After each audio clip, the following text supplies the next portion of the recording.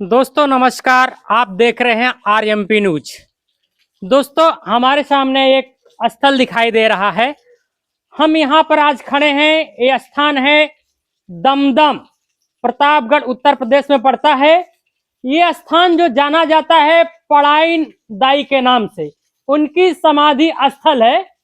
इसके बारे में, इसका क्या इतिहास है, इनका नाम कैसे मशहूर है, आइए हम उनके परिवार के एक बुजुर्ग हमारे सामने खड़े हैं, उनसे बात करते हैं कि उनका क्या इतिहास है, लोग उनको कैसे जानते थे, क्या कहानी है, पूरा विवरण विस्तार रूप से बताएंगे। हाँ भैया, ये हम लोग वहाँ विश्वनाथगंज के पास में राजगढ़ के निवासी हैं। और एक वहाँ पर इनकी सास वहाँ पर एक जमींदार के ऊपर दान दिया था, वो 51 बीघा जमीन के लिए। चूंकि जब जमीन वहाँ पड़ती रह हो गई तो पूरा परिवार वहाँ से छितिर पितिर होने लगा। तो हमारे परिवार के, हमारे बाबा के बाबा यहाँ पर आए, मिझूरा में, ग्राम मिझूरा में आए और यहाँ ये पट्टा के आधार पे राजा दिलीपपुर से यहाँ इस जमीन को हमेशा जोते बोते थे। ये 4.5 बीघे का हमारे पास पट्टा भी था।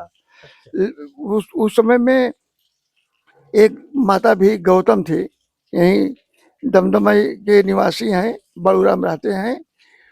वो जबरन इसको कब्जा अपहरण किए और जमींदार से पट्टा हालांकि बेदखल कराए जरूर, लेकिन जबरन जब इसके तो हमारी जो परपाजी थी, ये प्राण दादी रिश्ते में आपकी क्या लगती थी?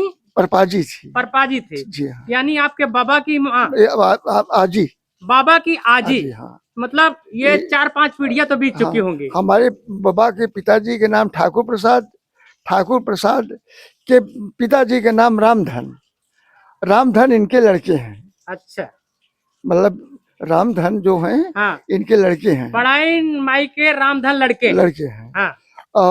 मतलब रामधन के हमारे ठाकुर प्रसाद लड़के, हाँ। ठाकुर प्रसाद के राम कृपाल हमारे बाबा सिपाही थे। अच्छा। मतलब कि वो लड़के, हाँ। और उसके बाद उनके हमारे पिताजी 3 भाई थे, हाँ। केदारनाथ, शिवशंकर, रमाशंकर, मतलब 3 लड़के। और 3 लड़कों में ये केदारनाथ के हम दूसरा नंबर लड़के हैं। अच्छा, केदारनाथ के आप सुपुत्र? हाँ जी हाँ। तो मतलब ये कम से कम हमें लगता है 100 साल पहले की बात होगी। 150 साल के लगभग।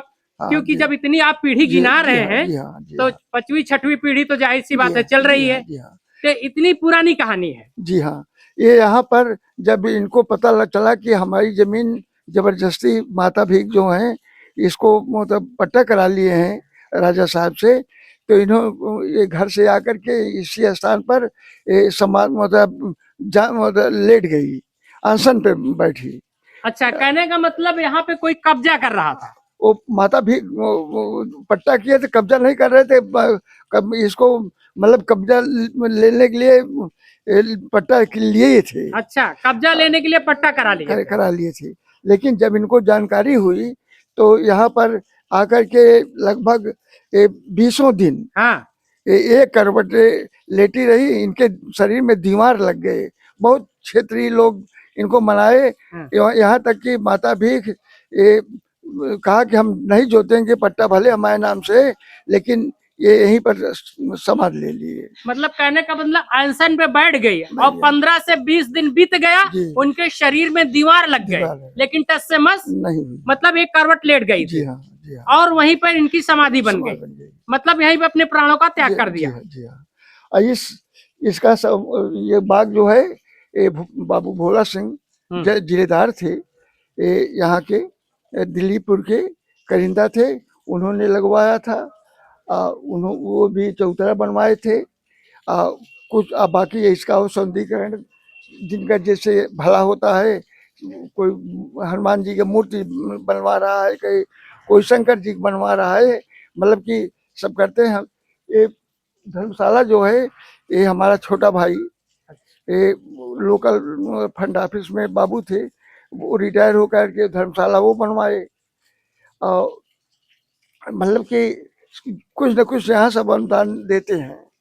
अच्छा अंकल जी, सुनने में ये आया है, ये जो स्थान है, जी हाँ, पहले यहाँ पर जाहिर सी बात है खेत रहा होगा, जी हाँ, अभी यहाँ पर देखिए बाग दिखाई दे जी रहा है। हाँ। तो सुनने में आया है कि इनका कुछ चमत्कार भी होता है। चमत्कार तो भैया इतना है कि साझे दे सकारे पावई, हाँ, अपूत बतार के आगे आवई।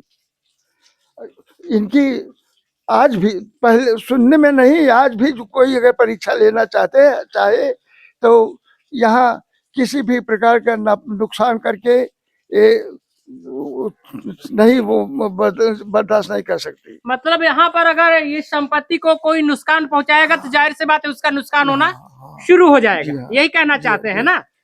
भोला सिंह जो थे, भोला सिंह जिलेदार, हाँ, उनका एक छोटा भाई था, हाँ, झोरी सिंह। हाँ, वो आए यहाँ अपने भाई के नाम इस संपत्ति 4.5 बीघे का पट्टा देने के लिए सोचे। भोला सिंह के काफी दिनों के बाद एक लड़का पैदा हुआ था यहीं पर। 12 दिन तक, यहाँ तक कि प्रतापगढ़ से डीएम उनके मुजरा सुनने आते थे यहाँ 12 दिन तक। हम लोगों के सामने की बात है, आप भी जानते होंगे। लेकिन 12 दिन जब उनको लालच इस संपत्ति की हुई तो उनका भाई भी मर गया, लड़का भी मर गया, और उनका भी 2 लड़कियां हैं। अब यहाँ से चली गई सब।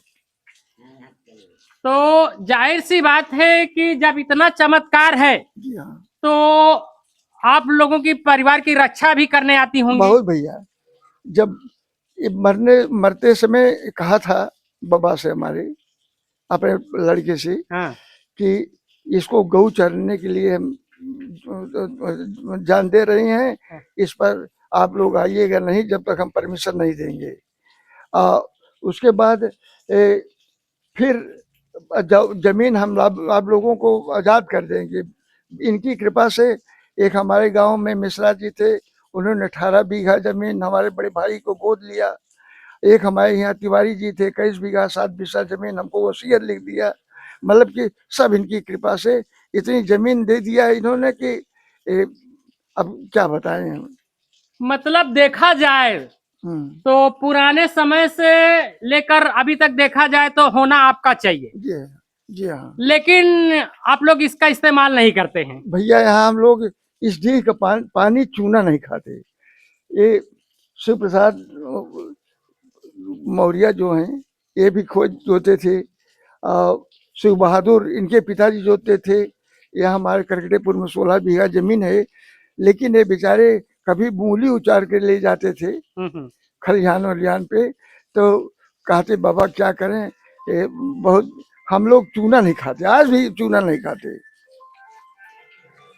आज भी हम लोग यहाँ का इस डीह का पानी नहीं पीते। मतलब कहने का मतलब है ये जो आप लोगों ने यहाँ की सारी संपत्ति को त्याग दिया है तो जाहिर सी बात है जनता या गांव वाले इस्तेमाल करते होंगे। जी हाँ, जी हाँ। तो ये बताइए, जो ये आम के वृक्ष लगे हैं, हाँ, इसमें फल लगता है तो कौन कौन यूज करता होगा? इसको ग्राम प्रधान नीलाम करते हैं। अच्छा, दमदम में लगता है, ग्राम प्रधान नीलाम करते हैं। अब उसका पैसा इनके उपयोग में लाते हैं या क्या करते हैं, हम चूंकि हमसे कोई इस संपत्ति से मतलब नहीं है तो पैसे सबसे क्या लालच है। अच्छा। तो अभी देखा जाए तो यहाँ पर ये जो उनकी समाधि स्थल पर लिखा है माँ पंडेश्वरी देवी धाम, तो ये सौंदर्यीकरण हो गया है। बगल में एक धर्मशाला टाइप का दिख रहा है। छोटा भाई हमारा बनवाया, छोटा भाई आपके ने बनवाया है, और सामने एक पानी की टंकी भी बन रही है। ये प्रधान जी बनवाए हैं। मतलब इतनी जो जमीन है या जो बाग है जी, ये समाज के उपकार के लिए इस्तेमाल हो रहा है। जी हाँ, जी हाँ, यही आप कहना चाहते हैं ना? जी हाँ, जी हाँ। तो दोस्तों आगे हम पूरा लोकेशन दिखाना चाहेंगे, अपने कैमरामैन से कहेंगे कि जरा इसको गौर से दिखाएं। पाइन माई की समाधि स्थल है, यहाँ पर देखिए, और ये देखिए बगल में हमारे उत्तर दिशा की तरफ एक धर्मशाला टाइप का बना हुआ है। लोग इस बाग में आए, विश्राम करें, बैठे, अपना समय व्यतीत करें। और आइए सामने, सामने आइए, यहाँ हम आप लोगों को दिखाना चाहते हैं कि इसी बाग में, इसी परिसर में एक हनुमान जी की मूर्ति लगी है। यहाँ लोग दर्शन करते हैं और इधर तमाम चेयर लगी हैं बैठने के लिए। और सामने हम दिखाते हैं कि यहाँ पर एक पानी की टंकी का निर्माण हुआ है इसी जमीन पर। तो जमीन का इस्तेमाल, ये जाहिर सी बात है सरकार की टंकी होगी, सरकार बना रहा है। तो ये पढ़ाई माई का जो स्थल है, इसी पर टंकी भी बनी हुई है और ये साला परिसर जो है उनके नाम पे छूट गया है। लोग यहाँ पर बैठे विश्राम करें, फल खाए तोड़ के ले जाए। लेकिन यदि कोई चाहे इस संपत्ति को नुकसान पहुंचाए तो उनके साथ कुछ ना कुछ दैवी घटना घटने लगती है। ये हमारी जानकारी आपको कैसे लगी?